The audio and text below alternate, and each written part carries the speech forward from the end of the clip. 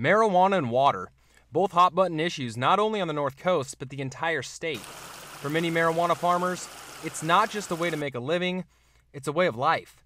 Farmer Ron Matson says he was in the logging business for years on the North Coast, but when jobs dried up, he switched to marijuana growing to make money under Prop 215. I needed something to do. Well, what I knew how to do was to cultivate marijuana. He, along with many other growers on the North Coast, had the same idea. But while farmers like Matson took the legal route in obtaining water, others failed to follow suit, diverting water from watersheds on the North Coast and negatively impacting the ecosystems that rely on that water, affecting fish, other wildlife, and communities that rely on the water for domestic use. No matter what industry you're going to be in, there's always going to be the good eggs and the bad eggs. And of course, with marijuana, that's going to happen too. And the problem is that the bad eggs take all the limelight. A map provided by the California Department of Fish and Wildlife shows the 4 watersheds looked at under the study. 3 of the 4 watersheds are located in Humboldt County, 1 in Mendocino. These 3 maps show the number of greenhouse grows in the area and the number of outdoor plants. Blue dots indicate the number of greenhouse grows, while the red indicate outdoor grows.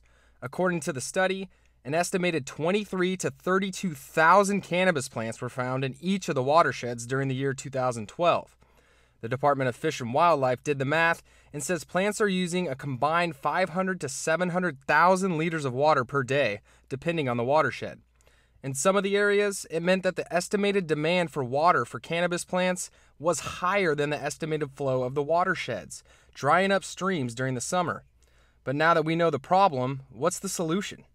Scott Bauer from the California Department of Fish and Wildlife, who spearheaded the study, says he thinks most cultivators are aware of the issue. What the department wants farmers to do is come into compliance with existing laws, and that additional laws aren't the solution to the problem. We need people to comply with what we already have on the books, and to store water, to capture water in the wintertime and store it for summer use, to not divert water during the summertime when our streams are really low. Bauer also says his department isn't concerned with what the cultivators are growing, adding the California Department of Fish and Wildlife wants to work together with farmers to preserve stream flow and fish and wildlife. Back in Carlotta, Ron Matson says the biggest problem these water-stealing cultivators face is not knowing the proper steps to take in order to acquire and store water legally. There are companies now, Manhard Consulting, that's one of them. They will actually come out to your grow and assess it and help you get permitted through Fish and Game, State Board Water, CDF if you have to do tree removal. I mean, there is options for people to do it the right way. Despite the efforts of some cultivators to, quote, do it the right way, the problem isn't going away. Streams are drying up and California is entering what will be its 4th consecutive year of drought.